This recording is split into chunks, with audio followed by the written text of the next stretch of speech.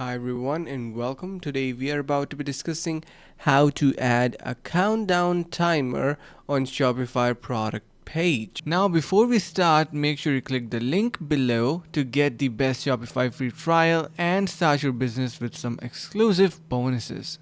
This is actually really effective and simple.